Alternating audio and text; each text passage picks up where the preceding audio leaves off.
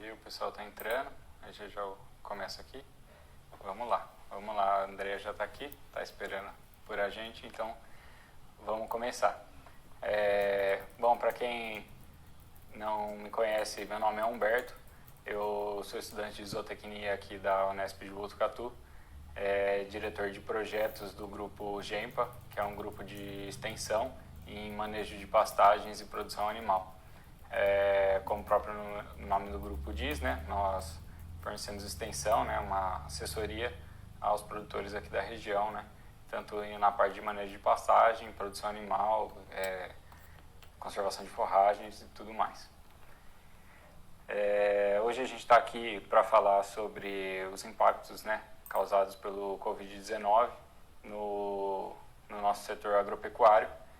A nossa convidada de hoje é a Andrea Mesquita, do Território da Carne, e eu vou estar convidando ela aqui agora para estar participando junto com a gente dessa live. Vamos lá, aguardar a Andrea entrar aqui e começar. Tudo bom, Humberto? Tudo bem, e você? Tudo bem, eu mudei meu cenário hoje. Hoje eu tô ao ar livre. Falei, nunca faço live 3 da tarde, imagina que eu vou perder a chance de fazer ao ar livre. Com certeza. Se eu pudesse, eu tava lá na roça também, fazendo, que delícia. fazendo por lá. Muito bom. Legal. Andrea, hoje a gente convidou você aqui, né, para estar falando um pouco sobre os impactos do Covid-19, né, na nossa cadeia do setor agropecuário, né. É um prazer te receber aqui, com toda certeza. Muito obrigado por aceitar nosso convite. Ainda mais num horário desses, né, às 3 da tarde. Imagina, eu que agradeço, Humberto, é um prazer. Eu vou te falar que a noite é tem sido mais difícil do que durante o dia. Então é até bom durante o dia a gente parar, né, para conversar um pouco. O pessoal que está aqui assistindo com certeza também está na verdade, de saco na lua de tanta live que tem à noite, você já não sabe mais qual que você assiste. Então acho que foi uma boa escolha a gente ter essa oportunidade de falar às 3 horas. Você falando assim na sua apresentação, né, a gente está aqui num grupo de extensão. E eu lembro, eu tô até com a camiseta de Botucatu hoje, porque eu relembro de quando eu tava aí, obviamente não nesse cenário de Covid, mas quanto que a gente às vezes tem vontade de voltar atrás e fazer diferente e se envolver mais. Então já começo essa nossa conversa dizendo para quem tá aqui, não tem vínculo com nenhum grupo de estudos, faça isso antes de se formar, porque faz muita diferença. Porque o mercado precisa de experiência prática, porque a gente precisa, sim, sair desse âmbito só de estudar ciência, pesquisa, e ir para criar uma cerca, pisar na bosta e colocar a mão na massa, literalmente. Então, parabéns pelo trabalho, Humberto. Obrigada pelo convite. Contem sempre com a gente aqui do TC. Muito obrigado, Andréa. Com certeza eu falo isso também pro pessoal aqui, né? Sempre que puder aproveitar os grupos, né, aproveitar as férias para fazerem, estarem trabalhando para fora, né, ver mais a realidade, porque a gente às vezes fica muito preso nesse cenário de pesquisa, né, e papelada, vamos dizer assim, e aí a gente acaba esquecendo um pouco de como é bom estar aí, que nem você, no ar livre, né? Com certeza. Isso aí. Bom, Andréia, eu preparei algumas perguntinhas, né, para você, para a gente estar fazendo aqui. Eu queria, acho que é legal, quis deixar de um modo que a gente fique como uma conversa mesmo, né, um bate-papo aqui, para ficar bem legal para todo mundo. Vamos lá? Vamos lá, tô a postos. Então, Andréia, a primeira coisa assim que acho que todo mundo gostaria de saber, né, é como o consumidor anda se comportando em meio a esse cenário que a gente está vivendo, né? Você está muito presente aí, né, no dia a dia com o pessoal de frigorífico, de açougue, né, de confrarias, né? Então, né, ninguém melhor para falar disso do que você com a gente, né? Na verdade, Humberto, quando a gente conversa sobre agronegócio, o cenário é muito extenso, né? Então, logo de cara, é importante falar que o que eu tenho acompanhado é a questão do consumidor de carne, que obviamente é um consumidor que procura outros produtos que são de origem animal, que são produtos agro, mas obviamente o comportamento de consumo ele é diferente, ele é específico. Então, durante a nossa conversa, eu me sinto mais confortável da gente falar daquilo que eu tenho estudado bastante. E quando a gente analisa o comportamento de consumo num cenário de pandemia, o Brasil ele nunca passou por guerra, né? A gente não tem um cenário de, por mais miséria que a gente viva num país como o nosso, a gente não tinha um histórico, assim como outros países do mundo também não tinham um histórico de pensar em viver fora de controle, em escassez. Uma coisa é você viver na linha da pobreza, ou abaixo da linha da pobreza. Outra coisa é você viver, mesmo tendo condição de compra, com a falta de controle, a sensação de que a gente perdeu o controle de determinada situação. E isso tem refletido no comportamento de consumo, sim, pelo que a gente tem enxergado, tem estudado e tem visto alguns dados, que principalmente o consumidor ele está migrando o seu comportamento de, óbvio, eu não posso ir até a loja, eu não tenho a condição de escolha, eu preciso delegar essa escolha. E quando a gente delega a escolha, a responsabilidade aumenta, né? Então, se eu ligo para você e falo, olha, Humberto, eu não tenho intimidade nenhuma com você. Eu falo, olha, Humberto, amanhã o vinho da nossa festa é por sua conta. Você vai falar, ferrou, eu preciso levar um baita de um vinho, porque imagina o vinho por minha conta e eu vou levar um vinho mais ou menos.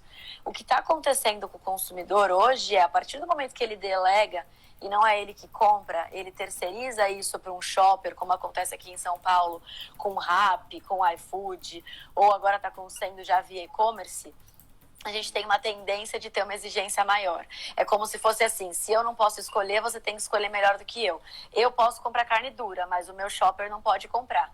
Então, o que está acontecendo é, eu tenho um comportamento de compra que me exige uma carne de maior qualidade. Olha que louco, né? Então, a gente vinha falando ano passado, falamos muito nos nossos cursos ali de subir a régua da qualidade, porque tem um mercado que queria, que tinha demanda e tal.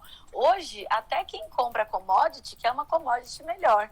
E a gente sempre bate nesse martelo. Eu não tenho que dividir entre carne commodity e carne premium. Eu também odeio esse termo premium, carne premium, mas o mercado utiliza. Então, a partir do momento que eu não vou mais separar entre carne premium e commodity, que a minha commodity tem que subir a régua, o que eu tenho que fazer do momento da venda para trás? Ou seja, o que eu tenho que fazer no varejo, no frigorífico, no transporte, no abate, na fazenda, na minha suplementação, na minha disponibilização de milho, de pastagem, que é o que vocês fazem muito aí, a cria, tudo muda a partir do momento que o meu consumidor muda. E se já estava mudando antes e a gente não estava sentindo esse sinal de disrupção, porque ele é muito sutil, agora o Covid veio mostrar que a gente tem que melhorar. Chegou a hora, sabe? Eu até ia comentar isso com você, né?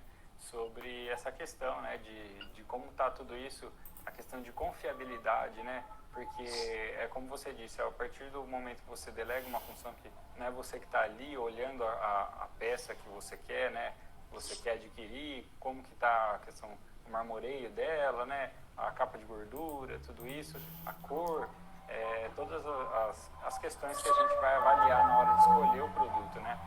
Então, isso desde dentro da porteira até o fora da porteira, né? Como impacta tudo isso, né? Toda a cadeia, do começo ao fim, com a exigência que a gente tem cada vez uma exigência maior, né? Do consumidor. A partir do momento, Humberto, que os olhos do consumidor são os olhos de quem está comprando, ele quer enxergar coisas que antes ele não fazia questão de enxergar, porque tudo ficou mais sutil. Então, eu tive em Nova York no ano passado para fazer uma observação ali do comportamento dos açougues, enfim, e já se via lá nos açougues plaquinhas dizendo: a carne que você está comprando vem da propriedade do senhor Antônio, que fica na região tal, o animal foi abatido tal, ali no balcão do açougue. E isso já acontecendo em 2018, 2019, e já devia estar acontecendo muito antes disso. Hoje, quando eu vou comprar por um site a minha carne, por exemplo, ou que seja pelo WhatsApp mesmo, eu não quero mais só ver a foto da carne. eu tenho o interesse de saber muito mais informações, até porque eu vou dar o meu cartão de crédito para alguém. Ou seja, o meu nível de confiança ele tem que ser muito mais alto, minha segurança de dados tem que ser muito mais alta. E ao contrário do que a gente pensa, o consumidor está avaliando de forma involuntária em muitos pequeninos sinais como é que ele pode confiar em você. Então, se você demonstra que você tem segurança de onde vem seu animal, de onde você compra, a qualidade, todo o seu processo de venda se torna mais seguro e mais confiável. A partir do momento que o consumidor resolve que você vai ser o fornecedor dele e aquela fatia da carteira dele está reservada para você, você está feito. O mundo está resolvido em relação àquilo, porque só se você frustrá-lo ou se alguém surpreendê-lo, que ele vai dar a oportunidade daquela fatia ser entregue para outro fornecedor, para outro varejista, seja lá quem for. E tudo que eu estou falando do varejo, vocês podem extrapolar para a produção. É óbvio, né? Se a gente está falando de uma carne commodity, vocês podem falar, Andréia, mas o pecuarista que faz carne commodity, ele vai vender para o frigorífico que pagar mais. Mas será que é o modelo ideal que a gente está fazendo? Porque, de repente, paga mais e aí o cara vai denegrir o seu produto, vai destruir a sua imagem. O que você quer? Né? Ah, André, é fácil falar isso sendo que você não comercializa o boi. Não, eu sei que é muito difícil, é complicado. Mas a gente precisa, de fato, mudar o nosso cenário de dentro para fora para a gente cobrar que fora tenha uma exigência maior. Não adianta só a gente querer que o consumidor pague melhor, que o frigorífico nos pague melhor, se a gente não paga melhor pelo nosso produto. Se a gente não decide, não resolve dentro da fazenda fazer uma entrega melhor. Então, respondendo sua pergunta, Humberto, a questão confiança, ela está cada vez mais presente nas transações comerciais. E a gente pode extrapolar isso também para exportação. Tudo que a gente fala de barreira sanitária, de teve algum tipo de ruptura entre um país e outro, por trás, nada... na verdade, todo o nosso desafio principal é a nossa... transação comercial tem que ser confiável. E confiável significa transparente e bom para os dois lados. E quando ela é boa para os dois lados, a gente consegue dizer, olha, agora mudou. Agora o cenário, por exemplo, para o dólar está positivo para a soja. Já para o etanol está péssimo. A gente vai falar um pouquinho mais para frente. Mas, enfim, a palavra da vez é a confiança nas transações comerciais, sejam elas quais forem. Sim, com certeza. Eu costumo dizer assim que a qualidade, né? Até chegar na prateleira, né, a gente tem todo um processo antes. Então, o produtor que está lá se empenhando, né, tem uma responsabilidade de produzir um produto de qualidade desde da cria, com certeza ele vai ter sucesso, vai alcançar com muito mais facilidade isso, ao invés de ficar exigindo que o consumidor final pague mais, né, por aquilo e tudo mais, sendo que ele está fazendo... por bem daquilo, né? Ele já está fazendo com aquele propósito, digamos assim. Quando a gente resolve, dentro da porteira, na cria, por exemplo, que você falou, fazer um produto de melhor qualidade, se a gente não tivesse mirando um produto de melhor qualidade e tivesse mirando só no lucro, você sabe disso muito melhor do que eu. Só fazendo uma produção que me dá mais lucro, eu já estou promovendo a melhoria da qualidade do meu produto. Então, se o produtor não quiser falar de qualidade, porque parece, num primeiro momento, que a qualidade custa mais, se ele fosse mirar, contrata uma consultoria só para ganhar mais dinheiro, consequentemente o produto dele sairia melhor. O retorno ao cio das fêmeas, a fertilidade, o peso ao nascimento, o peso ao desmame, a quantidade que você vai ter de bezerros melhores qualificados para te dar uma carne com com grau de marmoreio superior. Tudo isso é reflexo de uma produção equilibrada, eficiente dentro da produção que você está fazendo, se é cria, se é recria, se é engorda, seja lá o que for. E o mesmo serve para o varejo. Agora, o desafio que eu deixo é, será que o pecuarista que reclama que está sendo mal pago é o cara que reclama que a carne está cara? Porque aí realmente a gente tem um cenário aí para discutir, né? Eu já vi várias pessoas reclamando do preço da carne e não fazendo nada para a gente ver que... o que é caro? Caro é aquilo que não vale, né? A gente sempre fala isso. Será que não vale eu pagar por um preço de um produto que eu sei que tem uma qualidade superior, que foi feito dentro dos padrões de bem-estar, de sanidade, de sustentabilidade, enfim. E isso, óbvio, falando aqui num cenário de pandemia, veja quantas pessoas estão, não sei se o quanto que você usa do Instagram, quanto que o pessoal que está aqui usa do Instagram, mas a gente não está ouvindo mais nenhum grande vegano fazendo menção à Amazônia ou a bem-estar animal. Por quê? Eu quero a comida no prato. Enquanto eu não tiver comida no prato, eu não posso discutir sobre temas que são supérfluos, digamos assim, para a produção animal. Então, quando a gente traz essa discussão aqui que você falou de confiança, de produtividade, de produção, eu não posso ser hipócrita. Só isso que a gente não pode ter. A gente não tem que ter hipocrisia dentro da produção animal, porque isso é o que tem acontecido. E um cenário de pandemia, ele separa os homens dos meninos, né? Digamos assim. Sim, sim. Eu até ia entrar nessa questão de homens e meninos, vamos dizer assim, porque o pessoal que... É uma frase que a gente já tem de todas as questões de países que passaram por guerras e tudo mais, né? São que os homens dos meninos, vamos dizer assim, né? Quem conseguiu se sobressair diante a um cenário desse, a um cenário de pandemia, por exemplo, né? De pós-guerra e tudo mais, é o cara que já fazia tudo muito bem, né? Muito direito e tinha uma constância naquilo, né? Então, Sim. É uma pessoa que já tinha sucesso e consegue se sobressair ainda mais, né? A pessoa que não quer se mexer para aquilo, né? Só fica reclamando, por exemplo, do preço da carne aí, fica complicado, né? Exatamente. Eu até queria perguntar um pouco assim sobre, por exemplo, no mercado do varejo. A gente vê muitos açougues, por exemplo, que eles vêm de uma sucessão familiar e tudo mais, né? Alguns comércios desse tipo. E a gente vê uma certa constância naquilo, e em alguns lugares eu tenho visto que eles têm se sobressaído muito diante do sistema que a gente está passando por hoje, né? Desse cenário que a gente está passando hoje. Agora, o que eu queria saber de você é assim, a gente está vendo muitas mudanças, né? Muitas quebras de paradigmas hoje.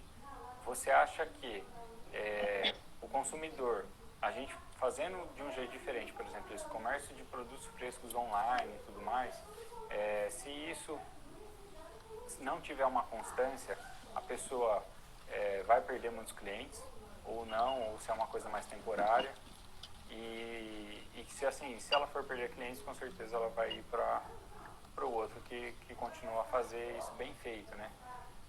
Sim.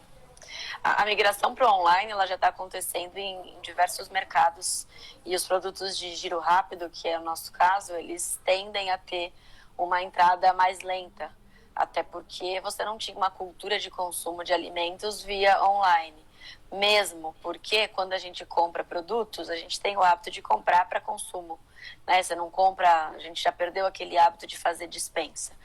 Já quando você vai comprar um item de vestuário, um item de beleza, ou até mesmo medicamento, você já tem um cenário hoje mais favorável, até pelos próprios e-commerces, de você fazer aquelas escolhas. Inclusive, roupas hoje, eles passaram já por essa adaptação, né? Você tem as medidas, então não é mais assim, para mulher, por exemplo, busto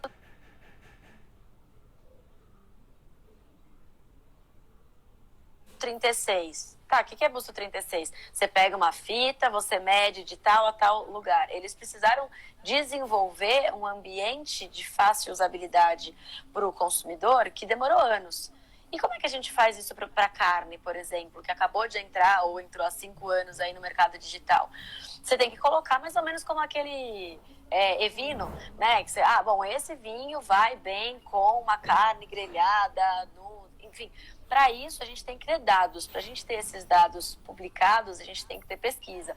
Para a gente ter pesquisa, tem que ter zootecnista que queira entrar nisso. Então, quantas são as vezes, zootecnistas, veterinários, agrônomos, enfim, quantas são as vezes que eu não incentivo, não encorajo vocês que estão aí na graduação ainda, ou acabaram de se formar, de olhar para o mercado pensando no seguinte: o que o mercado precisa? De repente eu preciso desenvolver uma base de dados de quais são as carnes por percentual de colágeno que elas têm, ou por ligação cruzada, que sairiam melhor para um preparo que eu vou fazer na grelha, na chapa, na frigideira, porque a dona de casa que está ali, ou o cara que está ali, ou o solteiro que está ali, ele não é obrigado a comprar e saber como é que ele vai preparar aquilo. Então você tem lá um grau, hoje já tem alguns sites, né? Ah, esse produto é um grau de dificuldade número 2. Tá, mas o 2 também é subjetivo. O que é o 2? O 2 é, você vai precisar de uma panela e uma boca do fogão e seu prato está pronto. Então a gente precisa traduzir esses conceitos científicos para o consumidor comum. Quem faz isso hoje? Não faz. Porque a gente pensa que ou alguém vai fazer, ou se não estão fazendo é porque não funciona.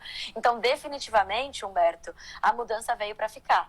Óbvio que a gente está agora numa meio que uma medida emergencial. Ah, eu não posso sair de casa, eu vou comprar online. Mas as pesquisas da Nielsen dizem que 59% das pessoas já dizem que preferem comprar de casa esses produtos de giro rápido.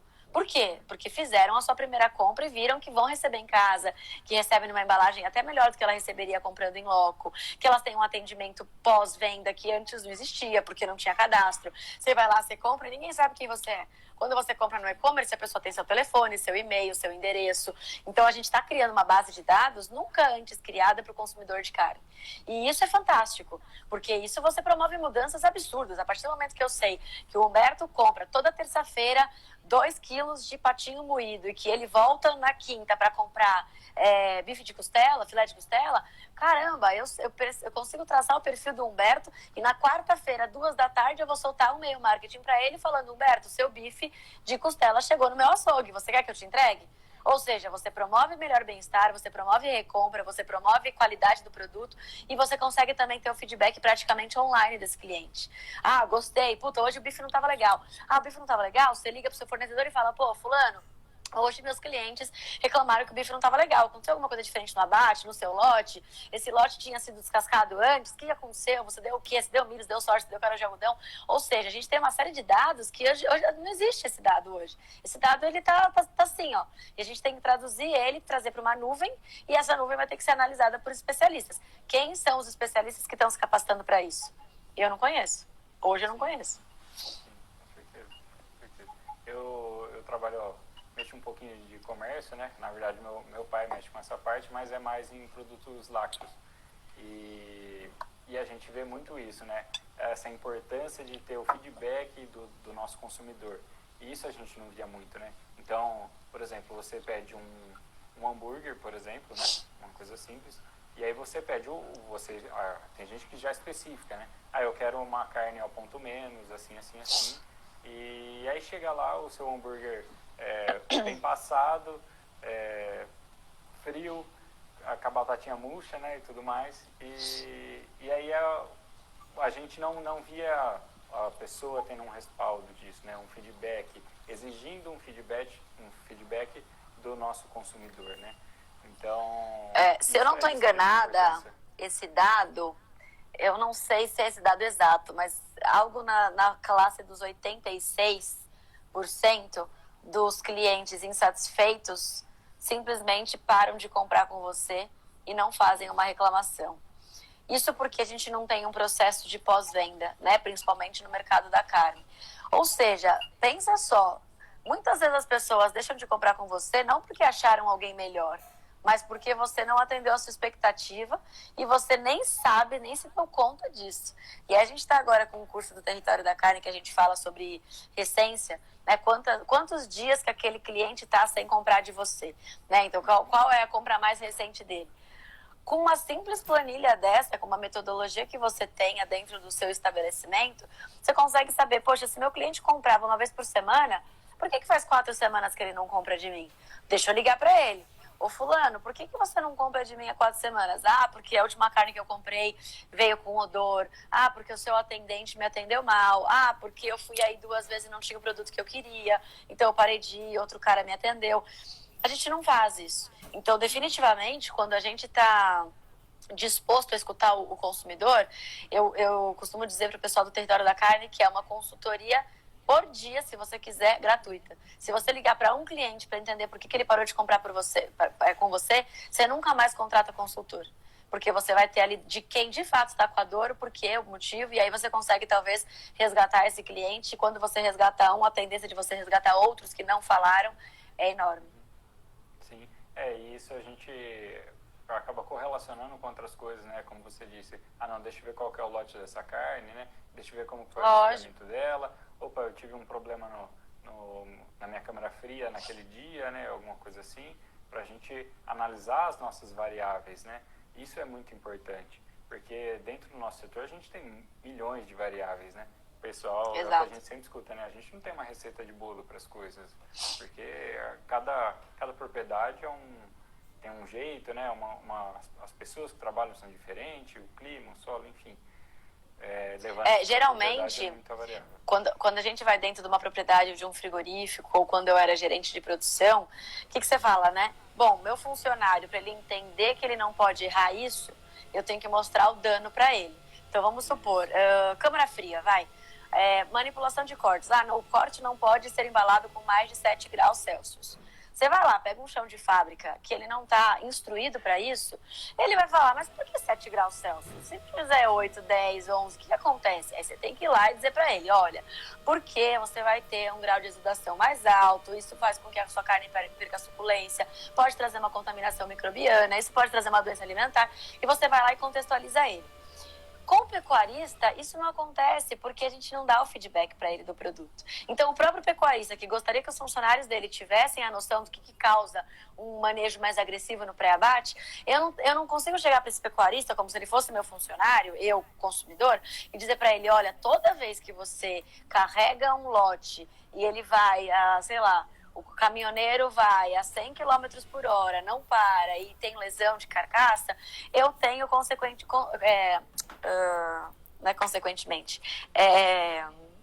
coincidentemente, uma reclamação maior naquele dia dos meus clientes.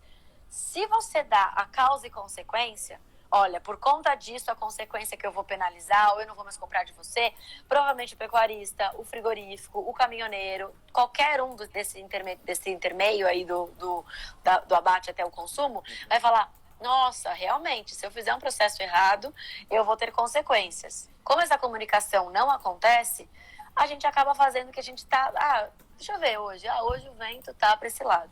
E não pode mais acontecer. A gente está na era dos dados, né? Sim. China e Estados Unidos detêm todos os dados do mundo. Eles conseguem manipular a eleição sem a gente perceber. A gente está na era de que os dados estão disponíveis. Eu li, não sei quando que foi que eu li isso, que a cada 2 dias a gente gera mais dados do que a gente gerou desde o início da história até 2003. Ou seja, dado não é o que falta. Falta a gente sentar, olhar esse dado e entender o que é que a gente vai fazer com esse dado e como é que eu vou promover a melhoria dentro da minha alçada, né? Não ficar com aquela coisa muito ideológica, eu poderia fazer uma startup. Não, é a minha realidade. O que eu posso fazer? Enfim, mais ou menos nessa linha. Muito legal, muito legal. Aproveitando aí que você citou Estados Unidos, né, e tudo mais, eu acho que eu tenho uma perguntinha bem interessante aqui para você. Com essa valorização do dólar, né, que a gente tem visto, e também com algumas plantas dos Estados Unidos fechando, né, devido ao Covid mesmo, que a gente tem visto isso com bastante frequência, né, o que você está vendo assim, de como está saindo as nossas exportações e como elas podem se sair mais ao futuro próximo? Tanto para assim, uma questão mercado Europa, por exemplo, mercado Ásia, né? Vamos lá. Primeiro dar um oizinho pro João querido, que entrou. De João, tá dizendo também que não sabia do pós-venda, muito legal. Júlia também. Eu não sei quantos de vocês sabem, mas no ano passado eu participei de um programa na Band que chamava Planeta Startup. E aí chegou uma reunião com o Thales Gomes, o Amuripinho e a Dani Arruda, e a gente foi lá e tinha que apresentar uma reunião de board para eles, dizendo o que a gente tinha evoluído e tal, não sei o quê. Aí ele me perguntou assim, e como é que vocês vão crescer o faturamento da sua empresa? E eu falei, olha, a gente vai a cada 6 meses fazer isso, fazer aquilo, crescer tanto, não sei o quê. Aí o cara falou assim, para de bullshitagem. Olha esse termo que é agressivo, né? Para de bullshitagem. Você não tem bola de cristal. E aí eu aderi aquilo para mim, para minha vida. Então, assim, quem disser que sabe o que vai acontecer com as exportações, você pode usar esse termo de bullshitagem. Porque a gente fazia vários cenários o ano passado, dando aula, falando, porque a China é isso, a China é aquilo. A China exporta 20 e tantos por cento, de toda a nossa exportação, 20 e tantos por cento é da China, 26,5%. E o ano que vem a China vai bombar, porque não vai conseguir repor o rebanho, por causa da peste suína, blá, blá, blá. E aí o mundo dá essa reviravolta absurda e a gente diminui drasticamente o consumo de alguns tipos de produtos. Tendo isso posto, qualquer coisa que eu fale aqui é um retrato fotográfico do dia de hoje, que tudo pode mudar a qualquer instante. O que a gente tem enxergado? A gente tem um mundo passando por momentos hostis, que não tem a mesma oferta diária de pessoas e de rebanho que nós temos aqui no Brasil. A gente já vinha com um cenário crítico na Austrália por conta das fortes secas, a gente já vinha com um cenário nos Estados Unidos com a questão da oferta de milho, a gente já vinha com a questão da peste suína africana na China, e o Brasil nadando de braçada e, óbvio, com inúmeros desafios, com uma produtividade muito aquém daquilo que a gente pode colocar em cenários ideais. Só que ainda nós estamos num cenário superior ou melhor do que outros cenários do mundo. O que isso pode trazer para a gente de reflexo positivo? Certamente a gente vai seguir sendo o supermercado do mundo, como a gente já falava isso ano passado, e de uma forma ainda mais competitiva, porque o dólar hoje está mais de 5,60. Ou seja, os nossos produtos se tornam atrativos para qualquer outro país que compre da gente. Então nós temos oferta, 2, produtos cada vez mais de maior qualidade, e 3, o dólar estando muito alto. O fator surpresa aí, Estados Unidos, que a gente não estava esperando, de plantas sendo fechadas, os Estados Unidos eles não brincam em serviço, né? Então, é como pegar aquele menino mimado que dizia e desdizia para os pais, e você tira dele essa autonomia, essa autoridade. E você fala para ele, olha, menino, agora você não fala mais. Então, os Estados Unidos está numa situação que eles estão com uma pandemia extremamente grave, com milhares e milhares de mortos, e de fato o negócio lá está sendo bastante agressivo, e que eles estão perdendo alguns controles. Essa questão das fábricas é crítica, porque eu não tenho gente para produzir, eu tenho o quê? Eu vou ter rebanho, eu vou ter oferta de animal, e eu não vou ter como só bater, mas meu custo de produção fica cada vez mais alto e eu tenho produto faltando na gôndola. Ou seja, dispara meu produto na gôndola, porque a lei de oferta e demanda. Você cria um caos na população, porque, óbvio, falar em falta de alimento é um problema seríssimo. Você não tem o controle do meio de fazer essa distribuição, esse abate de distribuição.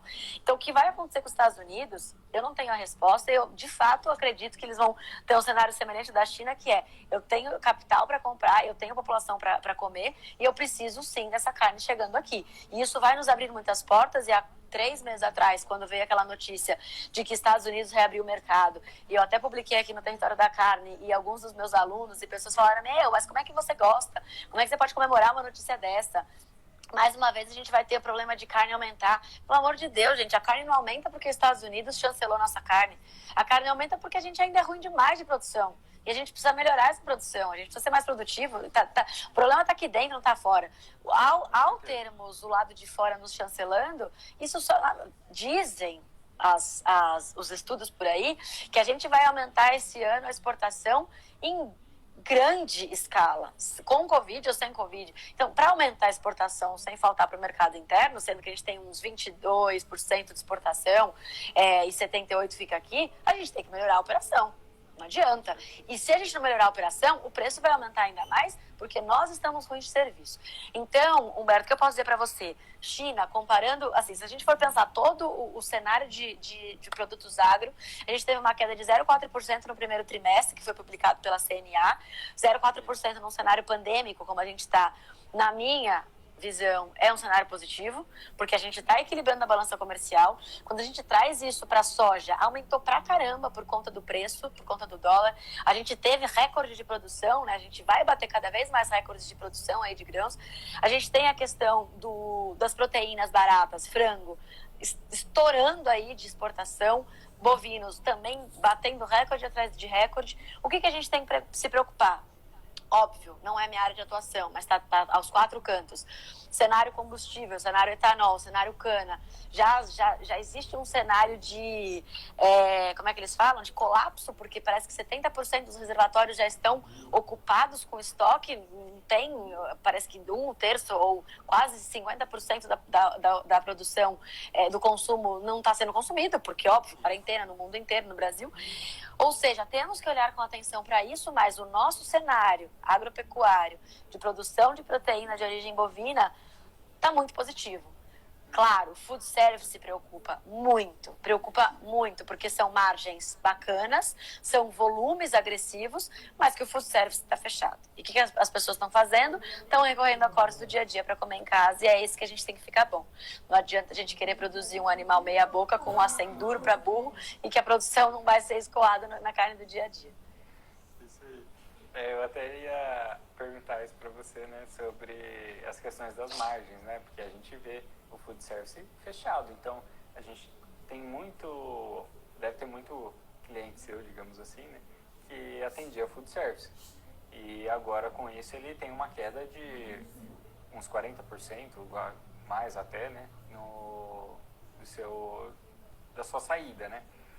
E aí como fica essa questão de margem, né, porque às vezes no food service eu sei que o açougue, por exemplo, assim, ganha menos, né? E no consumidor final mais. Como que ficou essa questão de consumo e de logística disso, né? Porque a gente tem um estoque, né? Você tem um estoque de um produto fresco que ele está ali e está sofrendo uma maturação, né? E aí tem toda essa questão de logística, mas também a gente tem que trabalhar com as margens seguras, né? Eu acho que um cenário pandêmico, ele traz pra gente muita reflexão. E para mim tá sendo, todos os dias eu tô aprendendo bastante, que é o seguinte: eu não posso apostar todas as minhas fichas, independente do meu mercado, em um tipo de cliente só. Tem muita divisão quando a gente traz aqui para uma linguagem mais mercadológica de B2B e B2C, né? Eu atendo consumidor final, eu atendo consumidor CNPJ, né? Business to business. Cara, qualquer que seja o seu mercado, se você puder diversificar, o mesmo que eu falo com a exportação, você tem um nível de risco menor. Assim como está na moda falar hoje de carteira de investimento, você não vai aplicar só na bolsa, você não vai aplicar só em tesouro direto, você não vai aplicar só em dólar, você não vai aplicar só em ouro. A mesma coisa serve para vendas. Então eu tenho clientes meus, alunos meus, que vendiam 80% para, até mais, para food service, e de um mês para o outro o faturamento dele caiu para 10%. Então se ele faturava lá 100 mil reais, ele passou no mês seguinte a faturar 10 mil reais. Por quê? Porque ele tinha uma alocação de carteira dele só num tipo de cliente que, se aquele mercado tem uma crise, você tá danado, entende? Então, para vocês também que estão dentro da universidade ou dentro de uma fazenda, nunca você apostar todas as suas fichas numa frente só é positivo. Nunca vender 100% da sua operação para um tipo de frigorífico. Nunca utilizar um fornecedor de pastagem, um tipo só. Porque se aquele fornecedor de pastagem quebra da noite pro dia, ou é pego numa operação lava-jato, que seja, você ficou sem semente. O que você faz? Então, é sempre importante o desenvolvimento tanto de fornecedor de diversos tipos, quanto de cliente de diversos segmentos também. Então, eu tenho clientes nossos, alunos nossos, que pararam de atender food service e viram que eles poderiam atender mais consumidor final, com uma margem melhor. Óbvio, porque o food service tem a margem sobre margem, né? Então eu tenho que vender para ele por uma outra margem, e o consumidor final já não acontece isso. Mas, mais uma vez, eu não falaria para esse aluno da noite para o dia virar a operação dele para atender só o consumidor final. Porque se amanhã ou depois a gente tem realmente uma depressão, acaba esse Corona Voucher do governo e as pessoas param de comprar, eu vou ter que vender para quem? Vou ter que vender para cozinha industrial, vou ter que fazer venda para hospitais, para escolas públicas, participar de biddings e tudo mais. Ou seja, diversificação sempre vai fazer você ter um equilíbrio entre o cenário melhor cenário que você poderia fazer. Até quando você faz um planejamento financeiro, a gente traça 3 cenários, né? O otimista, o realista e o pessimista. Ou seja, você não vai trabalhar no pior cenário, mas também não considera que você vai trabalhar só no melhor cenário. Em alguns momentos, você ter essa diversificação vai ser o fator preponderante para saber se você continua no momento de crise ou se você vai fechar as portas. Tem aluno meu que está nadando de braçada, tem aluno meu que está passando aperto. Então, tudo vai depender daquilo que você falou. Quão preparado eu estava para viver cenários agressivos, cenários hostis. Nunca a gente vai prever um cenário hostil. A matriz SWOT, que é de planejamento mesmo, você coloca lá o que você acha que te ameaça, internamente e externamente. Mas isso é um achismo. Quem fez uma matriz SWOT, eu gostaria que me mandasse, dentro do mercado da carne com o cenário que a gente está vivendo hoje de Covid. Sim. Agora vão passar a fazer, né? Mas nunca ninguém tinha feito. Chegou uma pandemia e vai contaminar 3 milhões de pessoas no mundo, vai matar 300 mil pessoas no mundo e vai fazer com que a gente tenha uma recessão. Não vai. Então, o que você colocou é um excelente ponto para a gente pensar até na nossa vida mesmo, onde a gente está colocando os nossos recursos.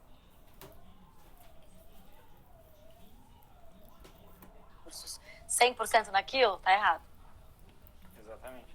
Eu vejo isso constantemente, né, em muitos setores, né, não só no agro, assim, mas muitos setores que o cara fala, nossa, mas aquela empresa é muito boa, o cara tem um faturamento de 4 milhões nela, uma margem de lucro assim, só que aí a hora que você vai ver a carteira de clientes dele, né, ele está na mão de 1 ou 2 clientes, 80% do faturamento dele está na mão de 1 ou 2 clientes, como você mesmo disse, né. E aí se dá uma dor de barriga naquele cliente em algum momento que você não está esperando, você a consequência vai bater em cima de você, né? E até em termos de valuation de empresa, quando a gente está num cenário, vamos supor, você cria uma empresa para vender. Quem vai comprar a sua empresa quer saber qual o risco que a pessoa tem. Então vamos supor que você vai montar uma fazenda para depois vender para investidor, você é consultor. A quantidade de risco que você trouxer para o seu investidor é proporcional ao preço que ele vai pagar na sua fazenda. Mais risco, mais a chance dele ser agressivo no preço.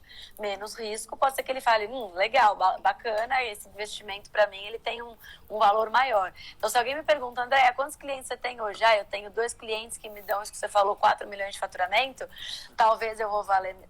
eu vou valer menos do que se eu vendesse 2 milhões por mês para 50 clientes. Porque a minha chance de ter recompra, de aumentar o meu faturamento para esses 50 clientes é infinitamente maior.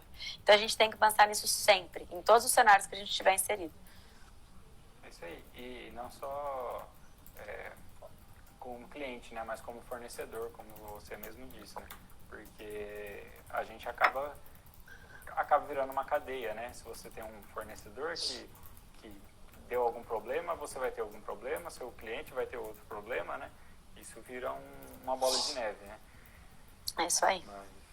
Bom, Andréa, faltam uns 15, 20 minutinhos aqui pra gente estar acabando. E o pessoal mandou... Tô vendo que o pessoal tá animado, hein? Eu não tava olhando pras perguntas. Ellen querida, ela é maravilhosa. Beijo demais. Quem que é? Marielle.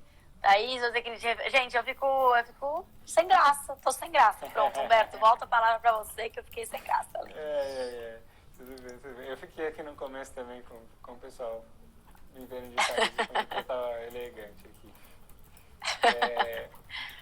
A Júlia Rosa, ela mandou uma perguntinha aqui que eu achei bem interessante, né? E a gente tem um pessoal um pouco apreensivo com isso também. Diante desse cenário de pandemia, né? Ela está perguntando aqui como que você está vendo, como que está a oferta de animais para o abate. Bom, como é que está a oferta? A oferta tem. Só que você perguntar para o pecuarista, talvez ele está esperando forçar um pouquinho o preço da arroba. Então, tem pasto, o pasto está tranquilo em alguns lugares, né? Não vamos falar de secas aí, mas o animal está lá. E aí, será que essa arroba vai subir? Não vai subir? Um cenário que mostra que possivelmente essa arroba vai sofrer alta aí, como sofreu em 2019, não sei se vocês viram, mas ontem o bezerro bateu recorde. Então, a gente teve aí R$316 arroba de bezerro, de 7 arrobas. E isso é um indicativo de que sim, a gente está se preparando para alta. Porque ninguém é louco de comprar um bezerro nesse valor se a arroba tivesse em tendência de baixa. Então, isso, obviamente, é pressionado pelo cenário de exportação, é pressionado por um cenário de talvez a gente ter aí uma possível elasticidade de renda, mesmo com a depressão por conta do Covid, mas por conta desses incentivos de governo que a gente está tendo. Então, há de se esperar aí que vai ter, os pecuaristas estão segurando um pouquinho o boi no pasto e se preparando para uma arroba mais alta. O que isso mostra para a gente no varejo é que sim, a gente tem um cenário possível de ou redução de margem ou aumento desse preço na gôndola, né? E aí vamos ter que nos preparar já para esse cenário de o ciclo de voltar para um consumo de ovos e proteínas brancas, porque óbvio que a gente tem que equilibrar essa balança para o consumidor final. O que é tudo muito positivo, né, no meu ponto de vista, porque você vai ter uma oferta de animais, você tem a demanda do mercado externo, o dólar alto, o milho disponível, aí também tem essa questão do milho estar com preço mais alto, então reposição alta, milho alto, obviamente que a arroba tem que acompanhar isso. Né? Então, vamos ficar de olho em relação ao que vem por aí. Com certeza. E a Gera também depois te mandar aqui sobre isso, né, dos insumos, né, que a gente tem um milho muito alto, né, a soja também é muito alta por conta desse dólar que a gente está vendo, mas eu lembro que eu vi o Shaker falando, né, sobre os bons pecuaristas, né, que se a gente for ver, o custo de arroba produzida ainda referente ao valor da arroba, os bons pecuaristas estão fazendo valer a pena, né? Tem cara aí ganhando 80% em cima e tudo mais, e aí a fazenda do lado, né, que é o mesmo vizinho, então assim, a gente vê o mesmo solo. Isso, exatamente, mesmo solo, mesmo clima, tudo, o cara produzindo uma arroba com prejuízo, né? Então, assim, a gente pode ver mercado e tudo, mas depende muito do nosso produtor também. De dentro de casa, exatamente. Exatamente. E muito essa bom. Questão do Covid até, eu vi alguns relatos sobre o pessoal gostando, né? Porque o dono da fazenda está mais ali dentro e ele consegue colocar um outro ponto de vista, né? Então, sim, às vezes, a gente está tão bitolado com uma coisa, né? Tão focado naquilo ou naquele dia a dia, no agito, e aí chega alguém de fora e olha ali, né, com outro olhar e fala, opa, mas e esse ponto aqui, né, e se a gente fazer assim e tudo mais, e fica um negócio bem legal. A gente tem que aproveitar esse aprendizado para colocar como padrão. Eu costumava dizer, quando eu era responsável da qualidade do frigorífico, que cada reclamação de cliente era um degrau que a gente subia no nível de satisfação lá na nossa fábrica.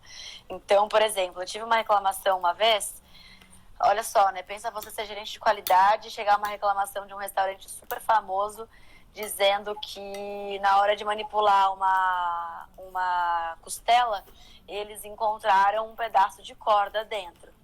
E eu, meu Deus do céu, e eu acho que chegou até ir pro prato do cliente e comprometendo a imagem do restaurante, inclusive. E aí a gerente me chamou e eu fui até lá e vi a corda e falei, minha Nossa Senhora, mas o que é isso? Como é que passou? Aí a gente fez o caminho oposto, voltamos pro frigorífico e descobrimos que na hora que o frigorífico pendurava a janela, né, a PA, pendurava naquelas cordas de nylon, ao invés deles cortarem a corda e puxarem, o operador cortava os dois lados. Então ficava um pedacinho de corda dentro da costela. E obviamente que quando você serra aquilo, a serra muitas vezes ela passa e ela acaba cobrindo aquele buraco que ficou da corda. Eu precisei de uma reclamação que quase me fez ter um processo nas costas para nunca mais comprar sem fazer esse tipo de observação, dizendo qual é seu processo de pendura da costela. Então eu subi uma régua por conta de uma reclamação. E a pandemia ela vem trazendo isso para nós a todos os dias.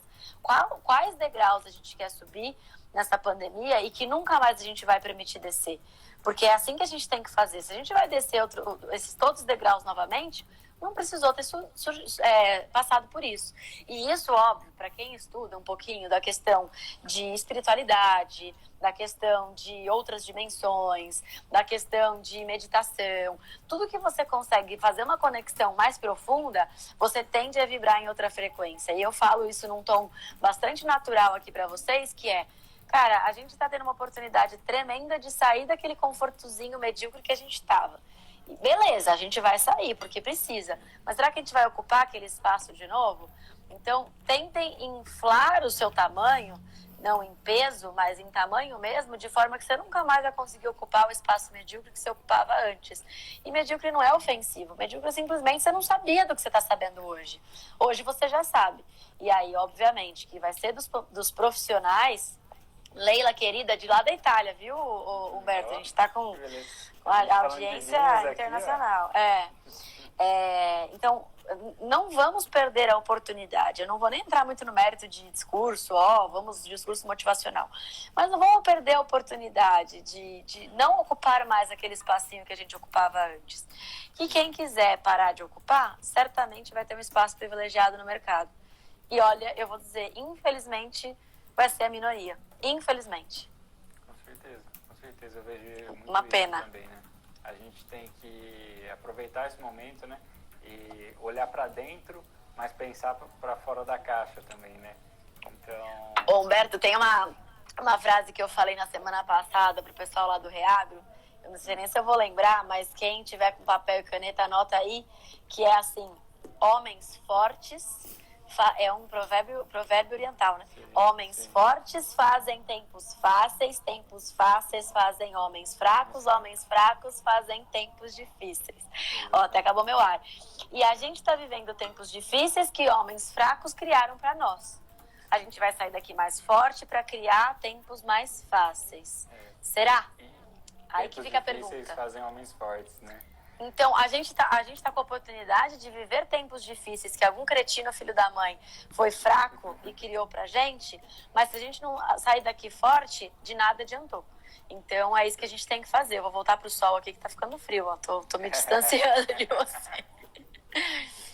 Boa, bacana. Com certeza, a gente tem que aproveitar esse momento, né, em todos os setores para repensar, né, não repensar não só para inovar, mas para a gente não querer correr esse risco de novo, né?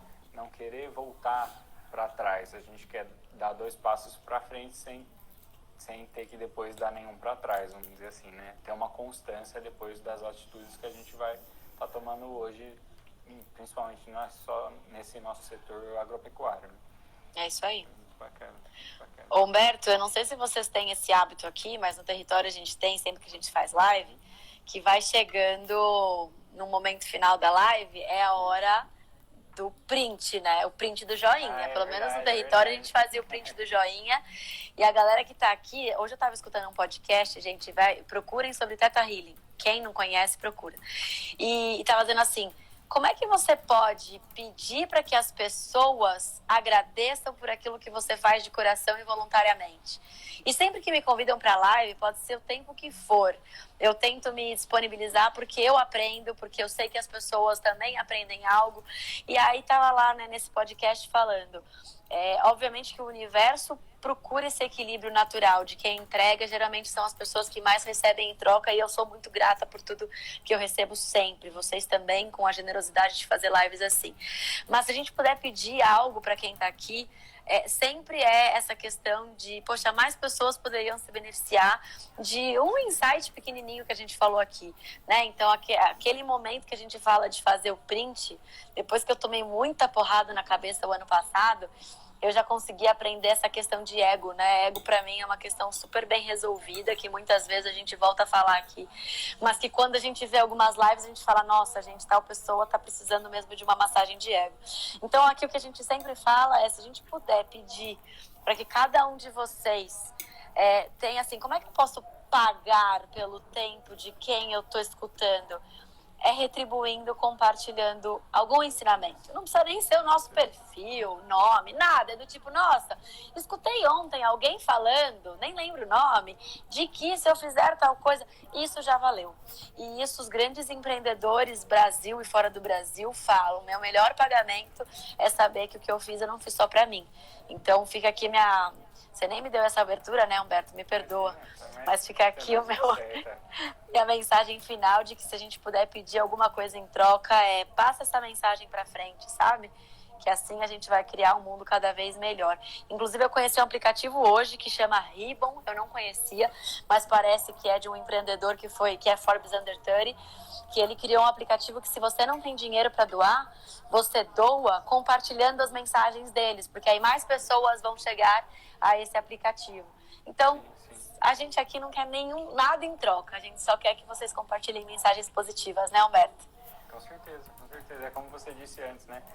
A gente precisa passar cada vez mais informação, né, para as pessoas saberem o porquê delas estarem fazendo aquilo, né, o porquê delas terem que fazer aquilo e divulgar essa informação, né? Quanto mais a gente tiver conhecimento, né, o conhecimento ninguém tira da gente, né? Então, acho super válido, muito, muito boa essa colocação. Eu agradeço por mais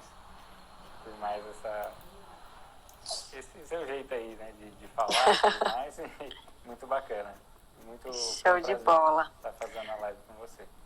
Prazer é meu, Humberto. Eu estou sempre à disposição, o território também. Eu tô vendo minhas meninas aqui, Nara também formada em Botucatu, Gabi também formada em Botucatu, e todo mundo que está aqui, que é de Botucatu ou de fora de Botucatu, gente que é de fora do Brasil. Enfim, um prazerzão aqui às 4h da tarde, a gente sabendo que todo mundo tem tanta coisa para fazer, mas conversar assim de uma forma leve, como a Nara colocou, quem divide, multiplica e cresce. Então, estamos aqui para crescer, né? Com certeza. Show de bola. Gente, agora é a hora do print, então, Humberto? Vamos fazer a pose? Vamos tirar um print aí. Então vou até mudar meu boné, gente. Olha meu boné. Eu só não pus porque ele é grande pra mim, mas olha só. Olha só. Olha só. Ai, gente, mas eu vou ficar com uma cara de rapper, né? Dane-se. Faz hashtag Andréia Rapper, Unesp Botucatu. Aí, ó minha blusa de Unesp de Botucatu. É isso aí. Então, vamos lá, vamos fazer. Já ficou bem brega, né? Eu com dois bonés, eu vou segurar ele na mão. Vamos fazer o print, então. Agora era do print. 1, 2 e... Show! Pronto, muito bem! Obrigada, viu? Contem com a gente. Andréia, por disponibilizar o seu tempo aí. Quinta-feira, desculpa o jabá, não é meu, mas é mais conhecimento. O Rafael, do Fazendo Esperança, da Universidade Esperança, está fazendo a maior semana acadêmica, né? E mais de 2.000 e tantas pessoas assistindo simultaneamente. Eu vou estar lá na quinta-feira. Se Deus quiser, a gente tem mais um encontro essa semana. Belezinha. Muito obrigado aí, muito obrigado a todos que estiveram com a gente até agora, né? Buscando esse conhecimento. E mais uma vez só agradecer aí a você, André, e todo o pessoal aí do Território da Carne. Show de bola. Obrigada, viu? Para vocês também. Obrigado. Forte abraço. Tchau, tchau. Tchau, tchau.